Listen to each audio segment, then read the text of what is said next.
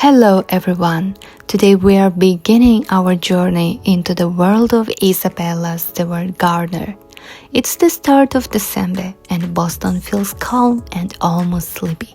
The air is cold and crisp, the kind that makes you pull your coat a little tighter as you step outside. The trees are bare now, their branches resting after the long year, and the city seems to be taking a quiet breeze. On weekends like this, everything slows down. The streets are peaceful, the sidewalks nearly empty, and only a few cars move softly toward the gray morning light. There is no bright sun today, just a soft winter sky, pale and quiet, wrapping the city in a gentle stillness. As we drive toward these quiet Boston streets, it feels as the whole city in a calm winter pause, waiting for the holidays to arrive. And in this peaceful December atmosphere, we are heading toward one of Boston's most magical places, the Isabella Stewart Gardner Museum.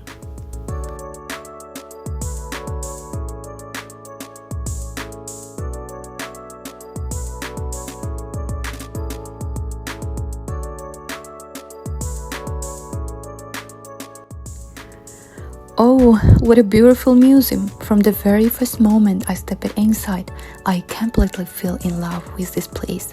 Outside, it's winter and everything feels cold and quiet, but inside, it's like summer. The flowers are brighter and the air is warmer, and nature seems to come alive all around you.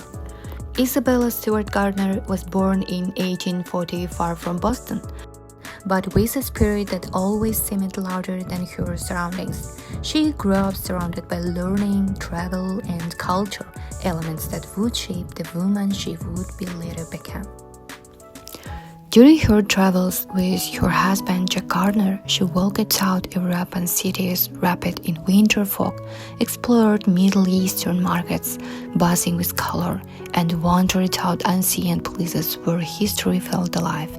Everywhere she went, she collected stories, ideas, inspiration, and of course, art. Isabella wasn't afraid to stand out. She had a bold personality, a serious mind, and a heart that followed beauty wherever she found it.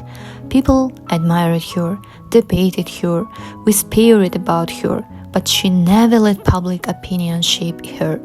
Her vision was her own, and that vision would one day become the museum we are about to explore. In 1891, after receiving an inheritance, Isabella finally had what she needed to create the place she imagined.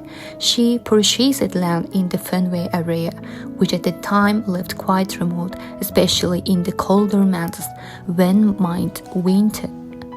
Back then it was a quiet, open space, especially in winter when the wind felt strong and the streets were almost empty.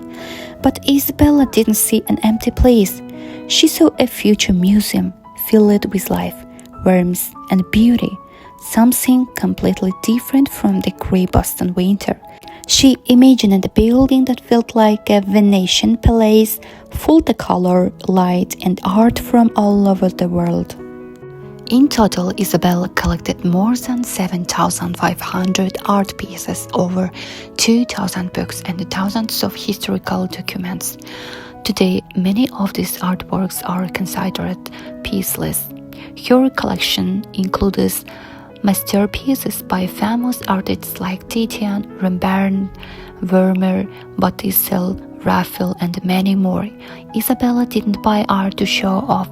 She bought what she loved, and she arranged everything herself. Every chair, every painting, every sculpture. She wanted her museum to feel personal, almost like a home filled with stories. One of the most famous paintings in her collection is Titian's The Rape of Europa. Experts say it's more than $200 million today. Another important piece is Vermeer's The Concert, which was also considered extremely valuable. Many believe it could be worth over $250 million now. But the museum is also known for something very dramatic than 1990 art self. It's still the biggest unsolved art robbery in the world. On March 18, 1990, two men dressed as police officers entered the museum at night. They stole 13 pieces of art, including works of Rembrandt, Vermeer, Degas, and Manet. The total estimated value of the stolen artwork is more than $500 million, and some experts believe it could be closer to $1 billion today.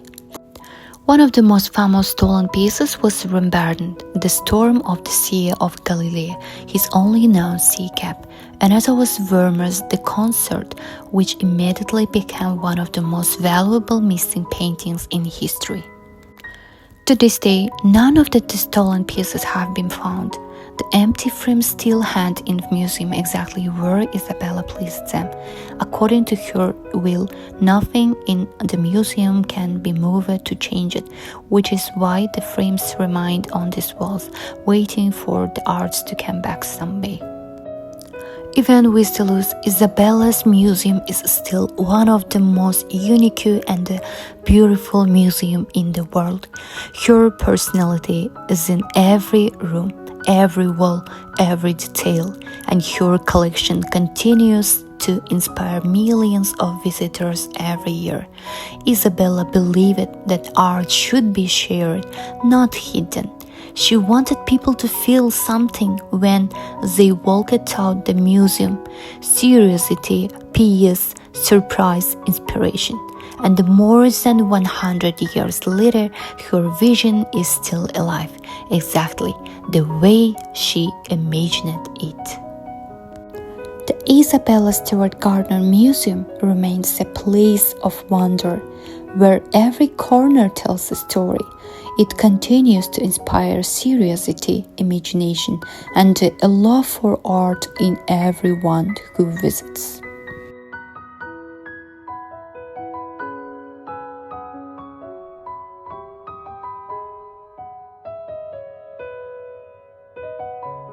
If you liked this video, don't forget to like, leave a comment, and subscribe.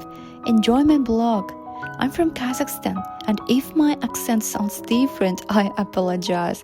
I'm doing my best to speak clearly. Bye. Thank you.